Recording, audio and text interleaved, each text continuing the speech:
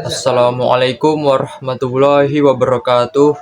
Perkenalkan, nama saya Muhammad Habibullah dari jurusan Agribisnis Fakultas Pertanian Universitas Riau.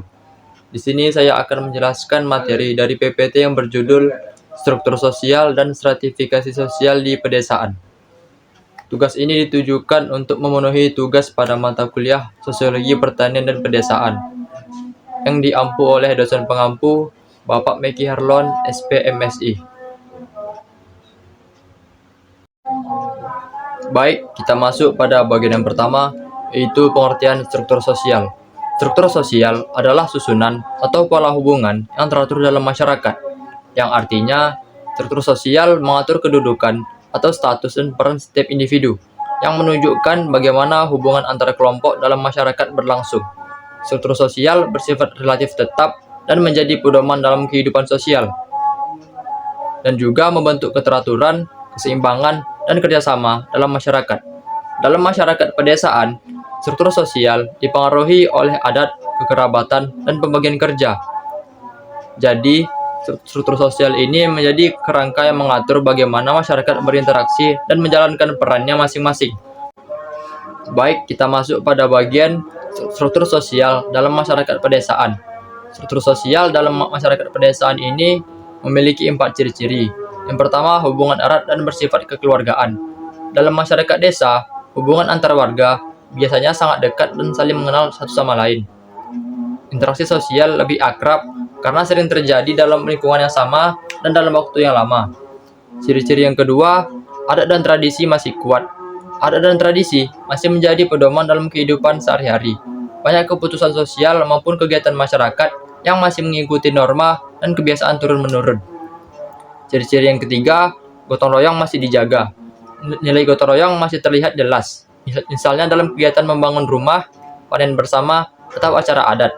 Hal ini menunjukkan adanya solidaritas dan kerjasama yang kuat antar warganya. Dan ciri-ciri yang keempat, peran sosial jelas. Setiap individu memiliki peran yang sudah dipahami bersama, seperti kepala desa sebagai pemimpin, tokoh adat sebagai penjaga norma, dan petani sebagai pelaku kegiatan ekonomi. Struktur ini mengaruhi kehidupan ekonomi dan sosial masyarakat desa, termasuk dalam pembagian kerja, hubungan antar warga, akses terhadap sumber daya, serta pola kekuasaan yang berkembang di dalamnya. Kita masuk pada bagian pengertian stratifikasi sosial. Stratifikasi sosial adalah sistem pelapisan masyarakat ke dalam tingkatan-tingkatan tertentu. Stratifikasi sosial ini terjadi karena adanya perbedaan dalam kekayaan, kekuasaan, pendidikan, dan kehormatan, yang menunjukkan bahwa tidak semua anggota masyarakat memiliki kedudukan yang sama. Stratifikasi sosial juga menentukan hak, kewajiban, serta kesempatan seseorang dalam masyarakat. Dalam masyarakat pedesaan, stratifikasi sering terlihat dari kepemilikan lahan dan kondisi ekonomi, yang dapat menyebabkan perbedaan akses terhadap sumber daya dan kesejahteraan. Lalu kita masuk pada bagian yang kedua, yaitu bentuk-bentuk stratifikasi sosial pedesaan. Bentuk yang pertama yaitu kepemilikan lahan. Di desa, tanah adalah sumber utama ekonomi. Kepemilikan lahan sangat menentukan kedudukan sosial seseorang di desa. Berikut pengelompokan berdasarkan kepemilikan lahan. Yang pertama, pemilik lahan luas, status sosialnya tinggi. Kedua, pemilik lahan kecil, status sosialnya menengah. Dan orang yang tidak memiliki lahan, status sosialnya rendah. Jadi, karena tanah merupakan sumber utama penghasilan di desa, maka siapa yang menguasai lahan biasanya memiliki posisi sosial yang lebih kuat dibandingkan yang tidak memiliki lahan. Bentuk yang kedua yaitu status ekonomi. Status ekonomi dilihat dari pendapatan, aset yang berupa rumah, sawah, kendaraan, dan kemampuan memenuhi kebutuhan.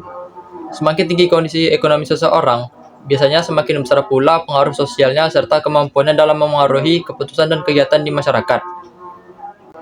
Selanjutnya, bentuk yang ketiga yaitu kekuasaan.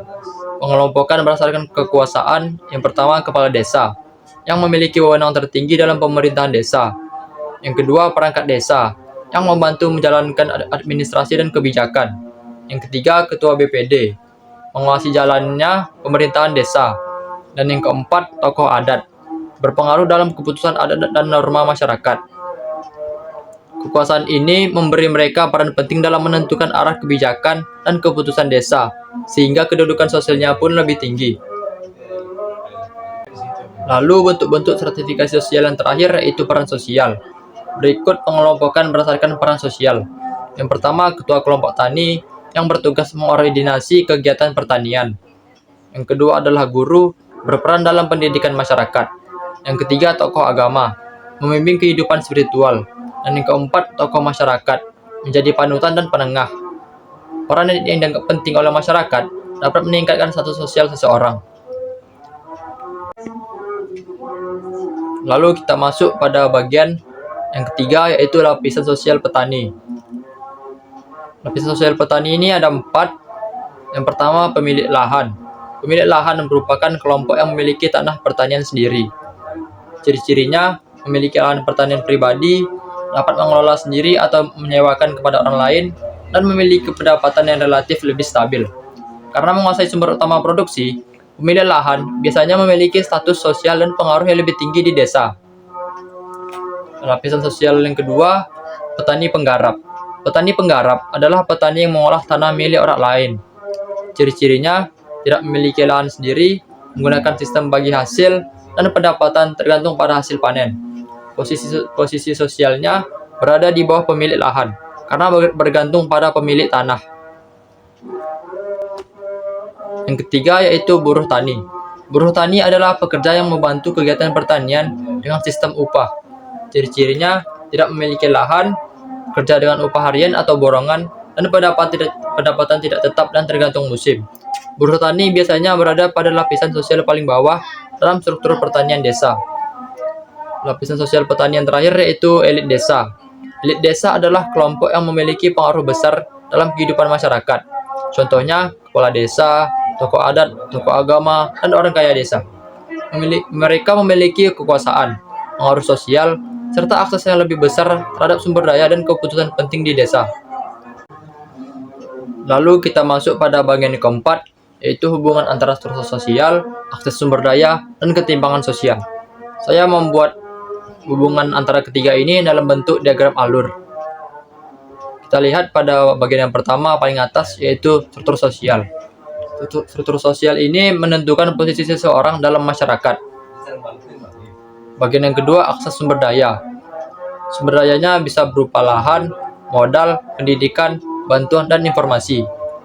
Pada bagian yang ketiga, yaitu ketimpangan sosial.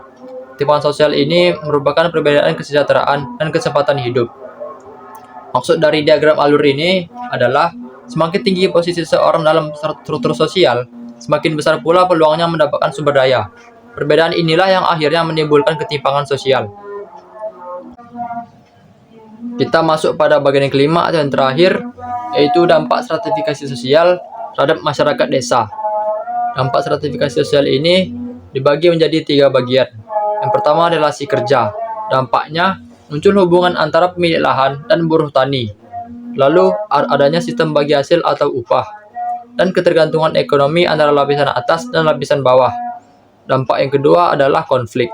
Potensi sengketa lahan, kecemburuan sosial antar kelompok, dan perbedaan kepentingan dalam pengambilan keputusan desa. Dampak yang ketiga, dalam kesejahteraan. Kelompok atas cenderung lebih sejahtera, sedangkan kelompok bawah lebih rentan terhadap kemiskinan, dan terjadi perbedaan kesempatan dalam meningkatkan taraf hidup. Dari sini kita bisa melihat bahwa stratifikasi sosial tidak hanya membagi masyarakat ke dalam lapisan, tetapi juga mengaruhi hubungan kerja, potensi konflik, dan tingkat kesejahteraan di desa.